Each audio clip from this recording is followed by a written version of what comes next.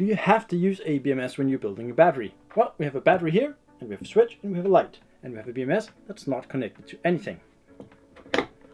Now, you don't have to use a BMS, but you probably should, and in this video we're going to talk about why. So, you probably clicked this video because you don't know what a BMS is or what it does, or even if you should buy one, and I can tell you, I've been in your shoes before, and it cost me well over $1,000. So, what is a BMS? Well, a BMS is like seatbelts and condoms. It really sucks when you should have used one. A BMS does two things. First one, as the name implies, is to manage a battery. Second one is to protect it. Let's look at the first. So, let's say you have a battery with 4 cells. A BMS will monitor a bunch of parameters for each individual cell and the battery as a whole. I'm going to use this beast here as an example. The BMS measures the voltage of each individual cell and uses that to determine how much energy is left in each of them. If one drains faster than the others, the BMS will try and compensate for that or shut down depending on how bad the situation is. So what happens when the BMS detects that something is wrong? Well, that's when it goes into safe mode or protection mode. So when the BMS senses that something is wrong, it will disconnect the battery from whatever is pushing or drawing power to it. The BMS will simply cut the connection to prevent or limit any damage done to the cells. But that raises an obvious question. What is something wrong? Well, to understand that, we need to get a better understanding of how a BMS actually works. So let's take the cell voltage as an example. You buy the BMS in a configuration based on the number of cells you have. In this specific case, I've bought a BMS in a 1S4 configuration because I have 4 cells that I want to connect in series into one string. Anyway, we have the battery and we have the BMS. And the BMS comes with something called a balance lead. This is what the BMS uses to measure the individual cell voltage, and also, as the name implies, to balance the cells. So if one is low on energy and the other ones are high, it will sort of trickle charge the low energy state battery. But enough talking, let's connect these so we can see what's going on.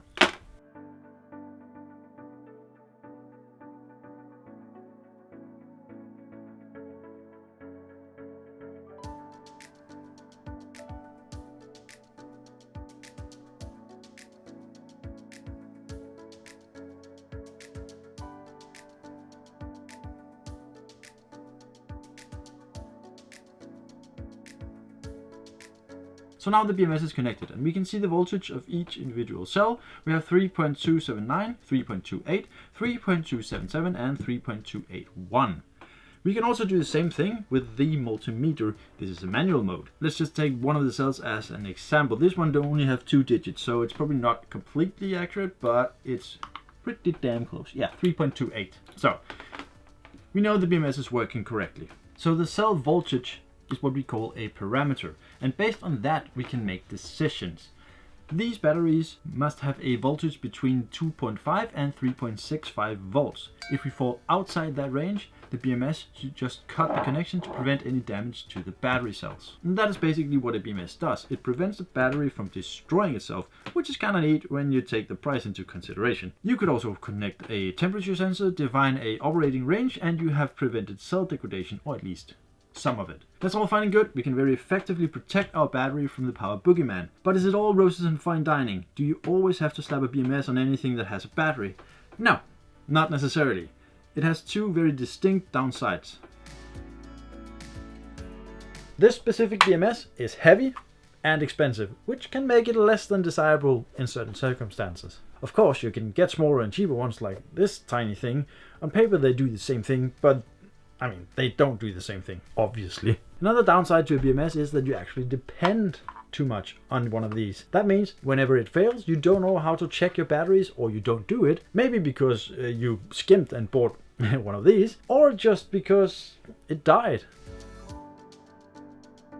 So when should you be using a BMS? Well, that depends. If you're using high capacity cells like these in series or parallel, you should probably be thinking about using a BMS, especially if you're drawing a lot of power or cycle them regularly, like if you're on a boat or in a caravan, or if you have an off-grid house or cabin somewhere. For me, it basically comes down to 2 things, price and criticality. This bad boy set me back about $200.